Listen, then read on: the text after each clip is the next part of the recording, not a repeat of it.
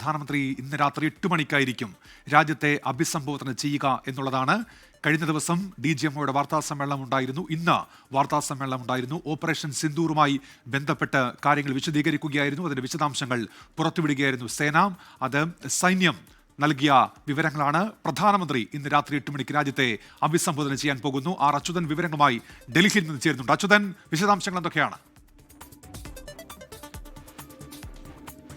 ഉന്മേഷ്, ഈ ഓപ്പറേഷൻ സിന്ദൂറിന് ശേഷം, അതായത് ഈ പെഹൽഗാം ആക്രമണത്തിന് ശേഷം അതിനുശേഷം അതിന് തിരിച്ചടിയായി ഓപ്പറേഷൻ സിന്ദൂർ സേന നടത്തുന്നു.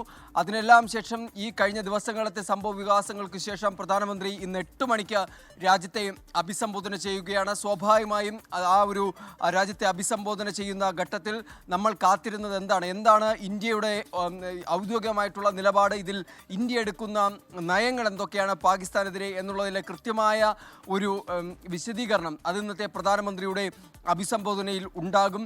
കാരണം ഈ ദിവസങ്ങളിലെല്ലാം പ്രധാനമന്ത്രിയുടെ വസതി കേന്ദ്രീകരിച്ച് നിർണായകമായിട്ടുള്ള ഒരുപാട് കൂടിക്കാഴ്ചകൾ നടന്നു. ദിനം പ്രതി 2-3 കൂടിക്കാഴ്ചകൾ നടന്ന സമയങ്ങളുണ്ട്. ഇന്ന് മാത്രം രാവിലെ പ്രധാനമന്ത്രിയുടെ വസതിയിൽ പ്രതിരോധ മന്ത്രിയും അതുപോലെ വിദേശകാര്യമന്ത്രിയും 3 സേനാ മേധാവികളും സംയുക്ത സൈനിക മേധാവിയും പങ്കെടുത്ത നിർണായക യോഗമുണ്ടായിരുന്നു. അതിനുശേഷം വ്യോമസേനാ മേധാവിയും അതുപോലെ തന്നെ ദേശീയ സുരക്ഷാ ഉപദേഷ്ടാവും മാത്രം പങ്കെടുത്തുകൊണ്ട് ഒരു പ്രത്യേക യോഗം ചേരുകയും ചെയ്തു. അതായത് പ്രധാനമന്ത്രിയുടെ വസതി കേന്ദ്രീകരിച്ചായിരുന്നു പല നിർണായകമായിട്ടുള്ള ഈ ഓപ്പറേഷൻ സിന്ദൂർ, അതിനുശേഷം തുടർന്ന് നടന്ന ദൗത്യങ്ങൾ സംബന്ധിച്ചുള്ള നിർണായകമായ തീരുമാനങ്ങൾ കൈക്കൊണ്ടത് പ്രധാനമന്ത്രിയുടെ വസതി കേന്ദ്രീകരിച്ച് എന്ന് തന്നെ പറയേണ്ടി വരും. അവിടെ നിർണായകമായിട്ടുള്ള ഒട്ടനവധി ചർച്ചകൾ നടന്നു. എന്തായാലും അതിൻ്റെ എല്ലാം ശേഷം ഇന്ന് പ്രധാനമന്ത്രി നരേന്ദ്രമോദി രാജ്യത്തെ അഭിസംബോധന ചെയ്യുകയാണ്.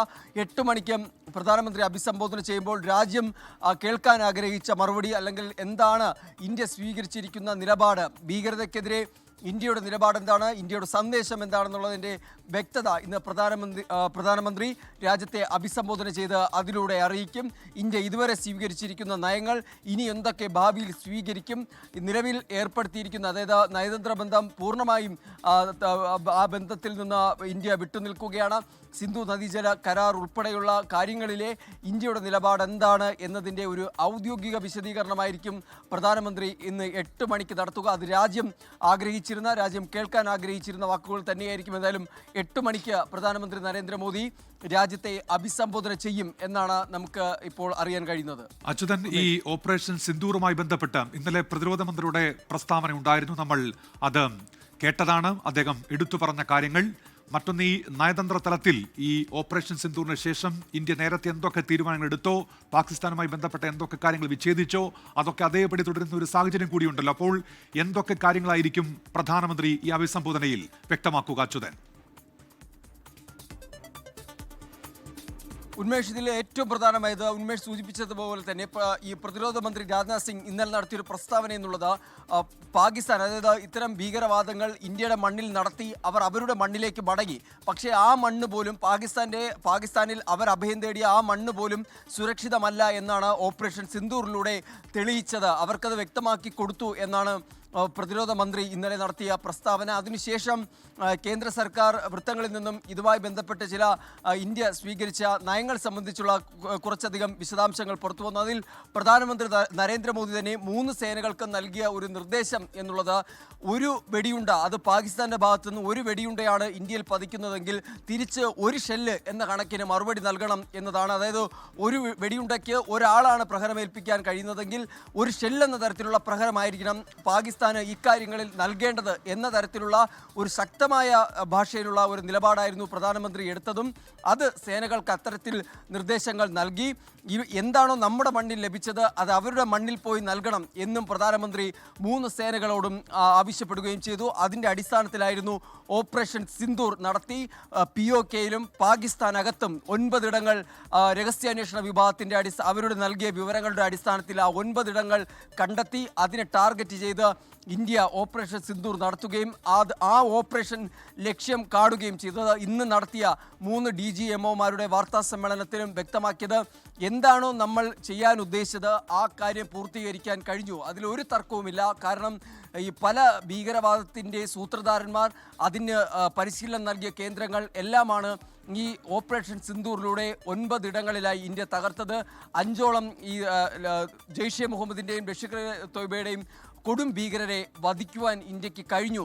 അതായത് ഭീകരവാദത്തിൻ്റെ വേരറക്കുന്ന തരത്തിലേക്ക്, അതിനെ കൃത്യമായി പറഞ്ഞാൽ ആ വേരറക്കുന്ന തരത്തിൽ ഇന്ത്യക്ക് ഈ ഓപ്പറേഷൻ സിന്ദൂറിലൂടെ മറുപടി നൽകാൻ കഴിഞ്ഞു എന്നാണ്. അപ്പോൾ സ്വാഭാവികമായും ഇന്ന് പ്രധാനമന്ത്രി രാജ്യത്തെ അഭിസംബോധന ചെയ്യുമ്പോൾ കൃത്യമായി ഇന്ത്യയുടെ നിലപാട് എന്നത് കൃത്യമായി തന്നെ അത് പറയും. എന്താണ് പ്രധാനമന്ത്രി സേനകളോട് ആഹ്വാനം ചെയ്തത്, ഏത് രീതിയിൽ പാകിസ്ഥാൻ ഇക്കാര്യത്തിൽ മറുപടി കൊടുക്കണം എന്നതുൾപ്പെടെയുള്ള കാര്യങ്ങളിൽ പ്രധാനമന്ത്രി അതുമായി ബന്ധപ്പെട്ടുള്ള കാര്യങ്ങൾ വിശദീകരിക്കും. ഭീകരവാദത്തിനെതിരെ ഇന്ത്യ നടത്തിയ ദൗത്യം ഓപ്പറേഷൻ സിന്ദൂർ, എന്നാൽ അതിൽ പൊള്ളിയ പാക് സൈന്യം ഉപയോഗിച്ചുകൊണ്ട് അതിർത്തിയിൽ, നിയന്ത്രണ രേഖയിലും അന്താരാഷ്ട്ര അതിർത്തിയിലും പ്രകോപനം സൃഷ്ടിക്കുകയായിരുന്നു. അവിടെ സാധാരണ ജനങ്ങളെ ലക്ഷ്യം വെച്ചുകൊണ്ട് ആക്രമണങ്ങൾ നടത്തി. സൈനിക കേന്ദ്രം ലക്ഷ്യമാക്കി ഡ്രോണുകളും മിസൈലുകളും പ്രയോഗിച്ചു. ചൈനീസ് നിർമ്മിത മിസൈലുകളും അതുപോലെ തന്നെ തുർക്കി നിർമ്മിത ഡ്രോണുകളുമാണ് ആക്രമണത്തിനായി ഉപയോഗിച്ചത്. പക്ഷേ ഇന്ത്യയുടെ വ്യോമ പ്രതിരോധ സംവിധാനങ്ങൾ അതിന് ഒരു ലക്ഷ്യം പോലും അല്ലെങ്കിൽ പാകിസ്ഥാൻ എന്താണോ ലക്ഷ്യമിട്ടത് അത് നടത്താൻ ഇന്ത്യ സമ്മതിച്ചില്ല. അത് തകർക്കുന്ന തരത്തിലേക്ക് ഇന്ത്യയുടെ വ്യോമ പ്രതിരോധ സംവിധാനങ്ങൾ സജ്ജമായി ഉണർന്ന് പ്രവർത്തിച്ചു എന്നതാണ് ഈ കഴിഞ്ഞ ദിവസങ്ങളിൽ, കഴിഞ്ഞ മണിക്കൂറുകളിൽ നമ്മൾ കണ്ടത്. വെടിനിർത്തൽ ധാരണ ഉണ്ടായിട്ടും അന്ന് രാത്രി പാക് സൈന്യത്തിൻ്റെ ഭാഗത്തുനിന്ന് പ്രകോപനമുണ്ടായി. അപ്പോഴും ഇന്ത്യ സ്വീകരിച്ച നിലപാട് അടിക്ക് തിരിച്ചടി എന്നതല്ലാതെ മറ്റൊരു കാര്യം ഈ വിഷയത്തിലില്ല. ഒരു വിട്ടുവീഴ്ചയും പാകിസ്ഥാനോടില്ല. ഭീകരവാദം പാകിസ്ഥാൻ പൂർണ്ണമായി ഉപേക്ഷിക്കുന്ന അല്ലെങ്കിൽ തുടച്ചു നീക്കുന്ന തരത്തിൽ അത് നിർത്തുന്ന സമയത്തെ സിന്ധു നദീജല കരാർ, ആ ഉടമ്പടിയുടെ മരവിപ്പിക്കൽ, ഇപ്പോൾ ഏർപ്പെടുത്തിയിരിക്കുന്ന മരവിപ്പിക്കൽ അത് പിൻവലിക്കൂ എന്നാണ് രാജ്യം സ്വീകരിച്ചിരിക്കുന്ന നിലപാട്. അതായത് പാകിസ്ഥാനെ കൂടുതൽ പ്രതിസന്ധിയിലാക്കി ഈ പെഹൽഗാം ഭീകരാക്രമണത്തിന് ശേഷം ഇന്ത്യ മറുപടി നൽകി. അത് നയതന്ത്ര തലത്തിലും ലാൻഡിലും ഭൂമിയിലും അവർക്ക് ഇതിന് ശക്തമായ മറുപടി നൽകി എന്നതാണ് നമ്മൾ കഴിഞ്ഞ ദിവസങ്ങളിലെ സംഭവ വികാസങ്ങളിൽ രാജ്യം കണ്ടത്. ഇന്ന് പ്രധാനമന്ത്രി നരേന്ദ്രമോദി 8 മണിക്ക് രാജ്യത്തെ അഭിസംബോധന ചെയ്യുമ്പോഴും ഈ കാര്യങ്ങളിൽ ഇന്ത്യ സ്വീകരിച്ചിരിക്കുന്ന നിലപാട് അത് കൃത്യതയോടെയുള്ള ഒരു വിശദീകരണം അതിലുണ്ടാകും എന്നാണ് മനസ്സിലാക്കുന്നത്. രാഷ്ട്രീയ നേതൃത്വത്തിന്റെ വിശദീകരണം എന്നോണമായിരിക്കും അക്കാര്യങ്ങളിലൊക്കെ പ്രധാനമന്ത്രി നിലപാട് വ്യക്തമാക്കുക. ഇന്ന് രാത്രി 8 മണിക്കാണ് പ്രധാനമന്ത്രി നരേന്ദ്രമോദി രാജ്യത്തെ അഭിസംബോധന ചെയ്യുക.